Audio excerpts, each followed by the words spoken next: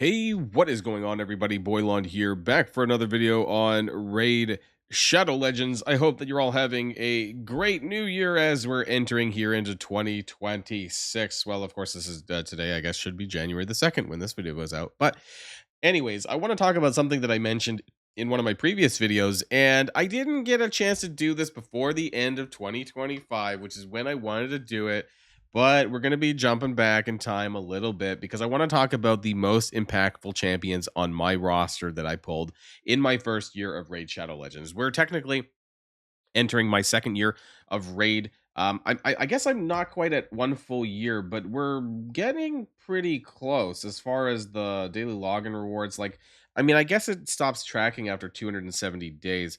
But I think that when I get to here at the very end, this will be about 360 days. So I suppose I'm like maybe a week off from being one full year in Raid Shadow Legends, more or less, give or take.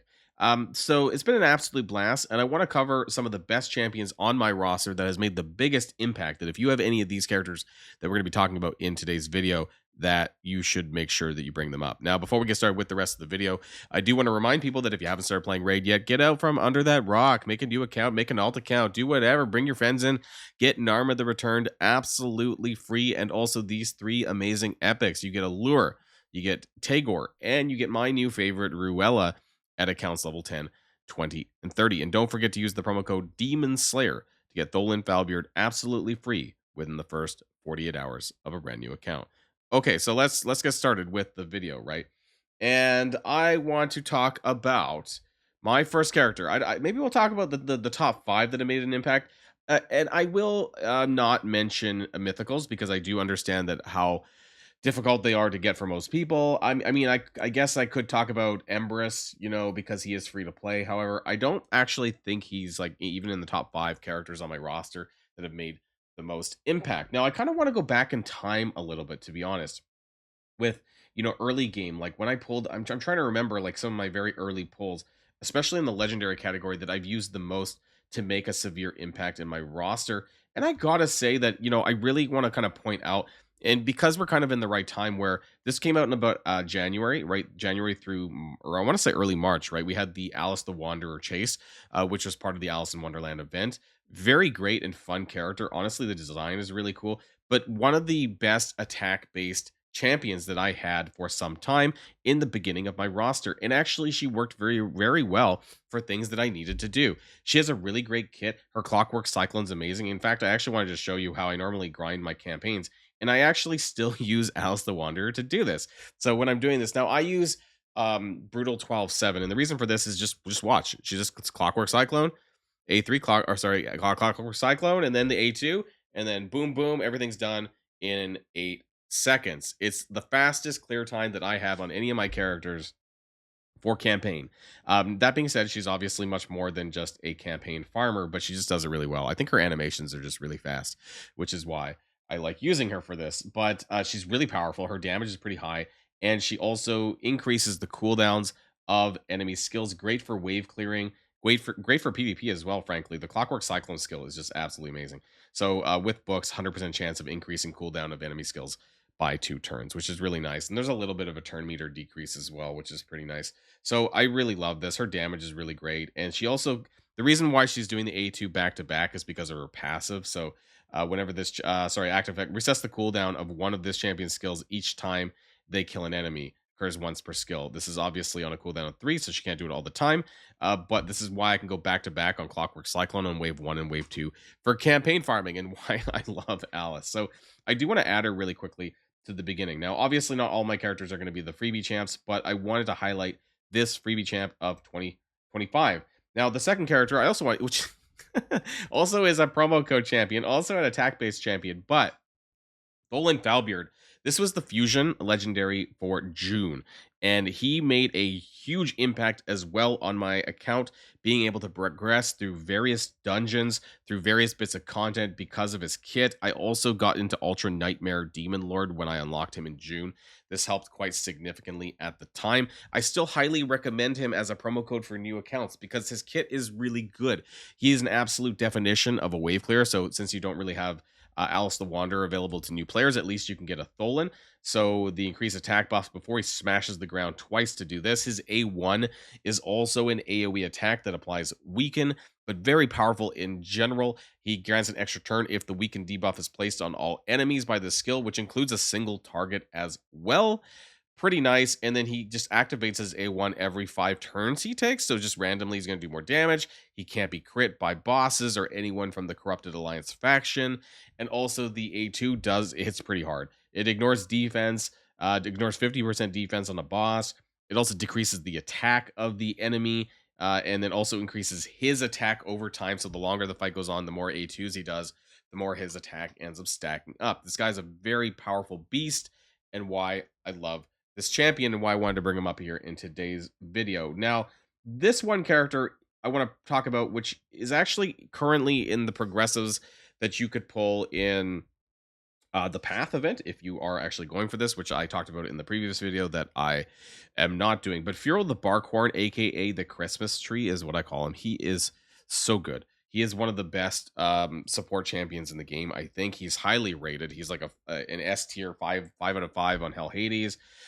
He is really good on some of the most difficult pieces of content, namely Hydra, Chimera, Iron Twins Fortress, and a variety of other places now like Grim Forest, where I use him as well. He's just really, really good. He has a 60%, 60, not 60%, plus 60, resist aura in all battles, but also it's just in general what he does, his passive. So he has a lot of buffs and debuffs that are really helpful in harder content. If an ally is under 2 or more buffs, increase their resist by 50. 3 buffs, accuracy by 50, and 4 buffs, they get 20% damage increase, which is really, really nice, especially in, say, Hydra, where you have a lot of characters and your buff count is probably going to get pretty high. But even with just Firrol, you're going to get these 2 buffs, which is very, very nice. Increase resistance buff on all allies for 3 turns, and Perfect Veil for 2. Perfect Veil is obviously amazing for Hydra for that the head that fears. As long as you're under Perfect Veil, then you are not going to get feared. And increased resistance for 3 turns is a lot. There aren't very many really good champions that put out increased resistance buffs. There are some mythicals, I believe, that do this, but I mean, it's not super common. And so this is really nice to have in resist build type contents, which I do in Grim Forest, hard mode. I also do this in Chimera. And you can build this for Hydra if you want. Resistance builds just so they can't touch you is really nice, because this combined with his aura, with the 60 aura, but also the plus 50 from the passive, and then you just have a moderate amount of resistance, and this just skyrockets it. He also does a decreased accuracy debuff and block buff. So again, amazing for Hydra, but really good for other pieces of content like Chimera. He is in my team for both Hydra and Chimera. And if the target is a boss, it'll ignore 20% of the target's resistance. And he also has an easy to land A1 slow. So 30%, max speed down, basically debuff for 2 turns. And again, if the target is a boss, it'll ignore 20% of the target's resistance. So his accuracy doesn't need to be that high, but I have him built at around almost 300 accuracy. And that's enough for all of the pieces of content that I run, because he gets to ignore about 20%. You usually don't need much more than 360, 350, 360 in most PvE pieces of content. So I love Firrol the Barkhorn. I use him constantly, and he made a significant difference in my growth and my progression in a lot of these bigger pieces of content, particularly Hydra, Chimera, Iron Twins, making sure that I was able to clear stage 15 and so on. And now in Grim Forest, I'm using him a lot there as well. Now number 4. Now again, some of these are going to vary. I want to be kind of something that it has been available for more people, but I also do want to talk about some of my better pulls in general. And the 4th is going to be Donatello. Now, this was available for everyone. Donnie was, of course, Teenage Mutant Ninja Turtles Fusion event, I believe, end of August, if my memory serves correctly. I don't think it was September. But Donnie was super, super impactful. I love the Turtles. I love all the Turtles, in fact. The Turtles are broken as shit. And if I wanted to add all of them in there, I would. Mikey, Donnie, especially Leo. Leo's absolutely busted, right? We all know this. But I want to kind of point out Donnie, because specifically, which is unfortunate, because for people who are picking up now, he's not going to be available anymore, which is highly unfortunate. But he was one of the more plug and play kind of standalone usable characters that made the biggest impact in a lot of people's rosters. Frankly, in my clan, a lot of people mentioned that after getting Donnie, that their progression really skyrocketed, and that's because of his kit. Very great support character. And what I find actually is really strong support characters make a pretty solid difference in your Raid Shadow Legends progression in general. So obviously the passive with the turtles are busted because they all assist, but I mean he has a fatal I guess a fatal hit save, I guess you could say, is that if they're gonna die, that it basically equalizes the HP of that ally, which is nice on a cooldown of 4. But also it's really it's really the A2 here. It's this AoE. It's not the damage. It's the decreased cooldown of all ally skills by 2. This is pretty big alongside, obviously, a speed up buff, which is very great to have. But the cooldown reduction by 2 for everyone is really powerful in a lot of different pieces of content. And assuming that you have the books in it on a cooldown of 4 is not so bad. It's pretty good. And if you have some good speed on him, this is coming around quite frequently. And all of your other characters are doing that much more. Great support champion. He has an AoE cleanse here, removing all debuffs. He has some healing. He has a strengthened buff, turn meter increase, just absolutely amazing. And he does more healing on his A1, which can activate a continuous heal buff as well. So Donnie is a super amazing champion that has to make this kind of New Year's new 20 fun 20 whatever you want, whatever list you want to call this. Great champions that have come out recently that I want to talk about. Now, I don't know if this is finally necessarily. I might do an honorable mention here. But as far as my roster goes, I love support champions. I don't want to. So I have a Newt, and part of me wants to be like, okay, just go pull a Newt, and you'll go bash things and have a great day. That is true, and Newt has been super impactful on my roster, and obviously he has a lot of amazing reviews, and he's really good in a lot of pieces of content. He is not a must by any means. He's almost like a bit of a shortcut in some sense on certain pieces of content because his Blessed Bash, his A3, just does so much damage because it's based on enemy max HP. And if you actually combine Newt and Donnie, you can, and you to a large extent, you can actually cheese a lot of things because you're doing, and especially combined with Relentless gear, you can actually just do this Blessed Bash back to back quite frequently. But I don't want to be one of those guys that just says, "Hey, clear this content by using Newt." This is just maybe a minor brag that I just want to talk about some great polls that I've had on my account in the last year. But yeah, actually, I would say by and large that you're going to get more out of support characters. I think support is actually where you're going to get the most progression. I think that nukers and high damage characters are, I don't want to say a dime a dozen, but there's a lot more of them than solid support characters. So I would rather highlight support champions that I pulled in my roster than say Newt. But this, I guess you could say this is the honorable mention. This is going to be the one that has been the absolute game changer to my account and something that I have to say. And that if you do have a Senna Amberheart, literally, I think, in my opinion, someone can question me in the comments down below. I think might be one of the best support champions that is a legendary in the game. And there's some really good reasons and some great synergies actually with Donatello with that I've been using them in conjunction. So there is a 19% all battles speed aura, which is really amazing. AoE revive, super great for support champions. 50% HP, 50% turn meter with a ally attack mechanism here. Also, this passive, so whenever a continuous heal buff activates on any ally, field the turn meters of all allies by 5%. So if you have somebody that puts on, say, one continuous heal on everybody, let's say on a party of 4, that's going to be 20% turn meter on everyone.